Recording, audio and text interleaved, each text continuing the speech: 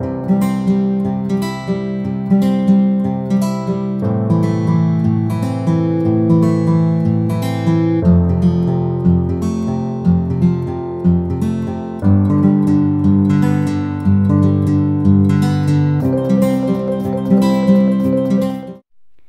Friends, welcome back to my channel that's Backbenchers academy. आज का हमारा जो टॉपिक है दैट इज़ वेरी इंपॉर्टेंट। आज हम इस वीडियो में एक तो डेटा फॉरवर्डिंग सिनेरियो देखेंगे, नेविगेटिंग द CLI देखेंगे and file system navigation and management. ये 3 टॉपिक्स हम कवर करेंगे आज के इस वीडियो में। तो सबसे पहला टॉपिक जो आता है आपका that is the data forwarding scenario. इसको थोड़ा सा हम एक्सप्लेन करते हैं। डेटा फॉरवर्डिंग सिनेरियो जो है ये एक ऐसा एक्शन है जो हर राउटर परफॉर्म करता है। ये उस टाइम परफॉर्म करता है जब इस पर कोई भी डेटा पैकेट आता है।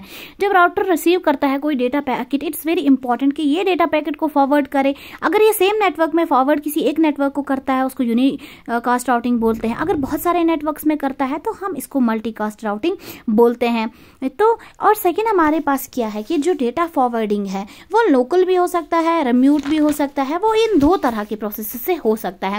अगर कोई भी होस्ट है हमारा, सपोज होस्ट ए है, वो अगर डेटा फॉरवर्ड कर रहा है तो उसको हमेशा डेस्टिनेशन का पाथ पता होगा और वहाँ पे एक कैश टेबल यूज़ किया जाता है जो ARP का होता है। वो data link of next hop discover करने में मदद करता है और वहाँ पे एक ARP रिक्वेस्ट जनरेट हो जाती है। यहाँ पे क्या होता है, TCP और IP जो है वहाँ पे उनकी इनकैप्सुलेशन भी हो जाती है जब डेटा फॉरवर्ड करते हैं। तो फ्रेम की फॉरवर्डिंग अगर हम देखेंगे तो वहाँ पे क्या होता है, डेटा लिंक लेयर जो है वो एक कैरियर सेंस यूज़ करता है एग्जिस्टिंग जो ऑलरेडी वहाँ पे ट्रैफिक है उसको डिटेक्ट करने के लिए। तो प्रीमिएबल पार्ट और SFD पार्ट जो है सिंक्रोनाइजेशन के लिए यही 2 चीज़ें यूज़ होती हैं। अब हम देखेंगे फ्रेम की थोड़ी सी प्रोसेसिंग। फ्रेम की प्रोसेसिंग के लिए क्या होगा, जो फ्रेम है वो रिसीव हो जाता है हर एक डेस्टिनेशन पे जो जिस भी राउटर पे हम सेंड कर रहे हैं वो सेम ही कोलिजन डोमेन में होता है। लेकिन एक उसमें गेटवे है जिसको हम RTA गेटवे बोलते हैं, वो प्रोसेस करता है इस फ्रेम को। तो पैकेट प्रोसेसिंग में क्या होता है, जो डेस्टिनेशन हमारा है वो चेक करता है इसका IP एड्रेस। अगर IP एड्रेस इसका और गेटवे का सेम था दैट मीन्स जो प्रोसेस है, जो हमारा पैकेट है वो करेक्ट है, उसमें कोई प्रॉब्लम नहीं है। जब इनकैप्सुलेशन हो गई तो फिर से फ्रेम की डिकैप्सुलेशन हो जाती है। डिकैप्सुलेशन में यही फ्रेम को फॉरवर्ड किया जाता है along with MAC address server के पास और सर्वर अगेन इसको चेक करता है, टैली करता है अपने मैक एड्रेस के साथ कि क्या कहीं ये पैकेट में कोई चेंज तो नहीं हुई। सेम पैकेट की डिकैप्सुलेशन हो जाती है। सर्वर ए भी यहाँ क्या करता है, अपना IP एड्रेस कंपेयर करता है और अगर ये IP एड्रेस इसका सेम था तो ठीक, अगर डिफरेंट था तो इसका मतलब डेटा सेम नहीं पहुंचा है तो डिस्कार्ड कर देगा। तो सेगमेंट की डिकैप्सुलेशन भी हो जाती है। यहाँ पे TCP हेडर एक कनेक्शन बना देता है पोर्ट 80 के साथ और पैरामीटर्स जो TCP हेडर में होते हैं वही इंपॉर्टेंट होते हैं इस कनेक्शन को मैनेज करने के लिए। तो ये पहला टॉपिक आपका था जो फिनिश हो गया। अनदर टॉपिक आपका जो इसमें आता है that is navigating the CLI। इसको थोड़ा सा हम देखते हैं। सबसे पहले हम थोड़ा सा देखते हैं ये CLI जो है इसका क्या काम है राउटर और स्विच में।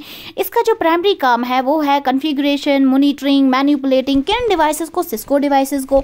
राउटर और स्विच में इसका ये काम है। और ये मदद, अगर हमें कोई भी आउटपुट चाहिए ना किसी भी राउटर से तो उसके लिए बहुत इंपॉर्टेंट है कि हम कुछ तरह की कॉन्फ़िगरेशन कमांड्स दे दें। वो कॉन्फ़िगरेशन कमांड्स हम देखेंगे, वो इंपॉर्टेंट होता है CLI में।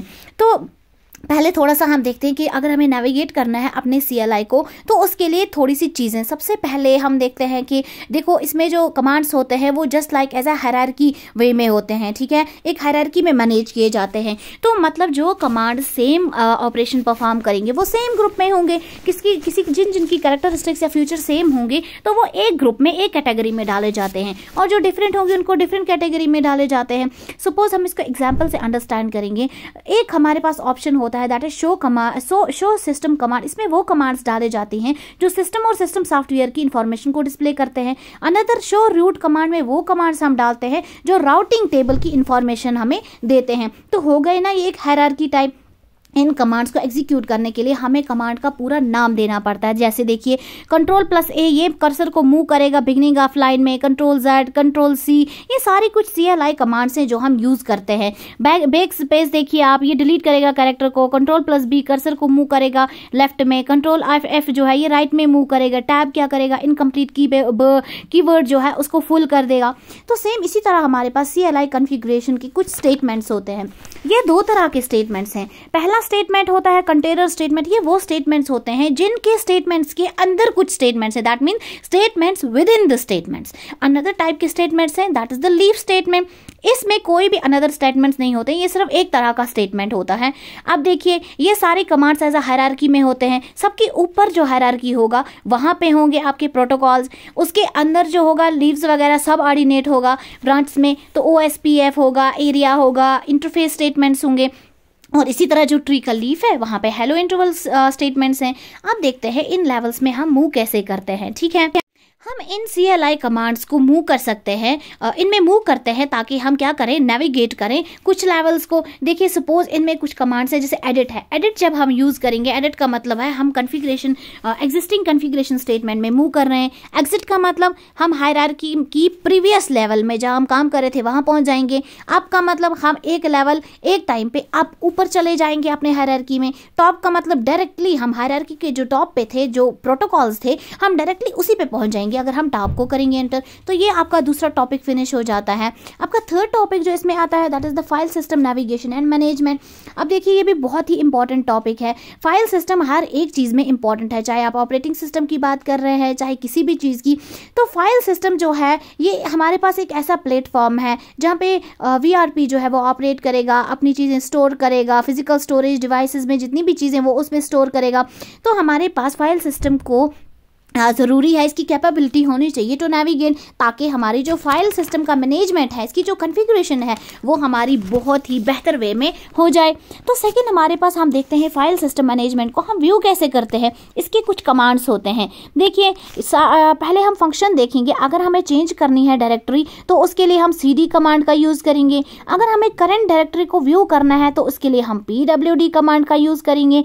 और अगर हमें व्यू करना है कंटेंट ऑफ द डायरेक्टरी तो उसके लिए हम dir कमांड का यूज करेंगे। अगर व्यू फाइल कंटेंट करना है तो उसके लिए हम मोर की कमांड यूज करेंगे। कमांड्स हैं जो हम इसमें यूज करते हैं।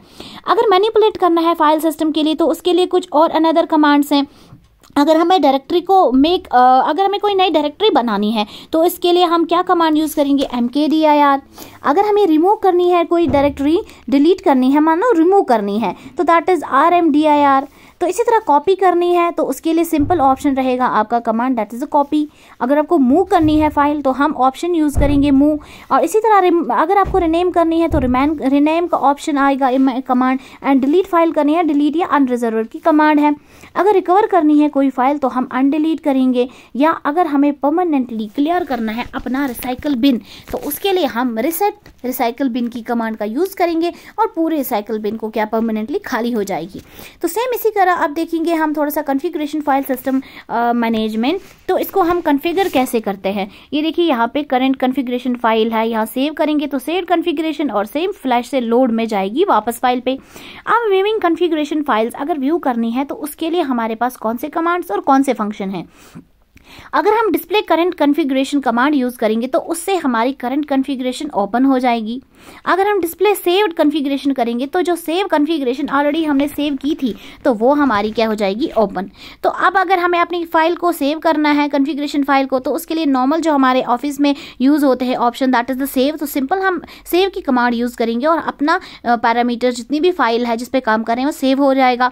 और अगर व्यू करनी है फाइल को, डिस्प्ले करना है स्टार्टअप को, तो डिस्प्ले स्टार्टअप की कमांड है जो हमारा करंट पैरामीटर्स को स्टार्टअप कर देगा। और अगर हमें चेंज करना है अपने स्टार्टअप पैरामीटर्स को तो उसके लिए जो हमारी कमांड रहेगी that is the startup saved configuration. और इस वजह से क्या हो जाएगा, हमारी कॉन्फ़िगरेशन सेव हो जाएगी और लोड हो जाएगी स्टार्टअप पे। इसी तरह अगर हमें फाइल्स को क्या करना है, कंपेयर करना है कॉन्फ़िगरेशन फाइल्स को, तो हम करेंगे कंपेयर कॉन्फ़िगरेशन कमांड। ये कुछ कमांड्स हैं, ये कमांड टाइप करेंगे तो हमारी फाइल्स आपस में कंपेयर हो जाएंगे। अब CLI अब हम अगर बोलेंगे फाइल सिस्टम में हम कौन से स्टोरेज डिवाइसेस का यूज़ करते हैं तो वो आता है SD RAM, फ्लैश आता है, NVRAM आता है, SD card and USB cable. आपको कोई भी कन्फ्यूजन होगा तो आप कमेंट्स में मुझे बता सकते हैं। Thanks so much for watching.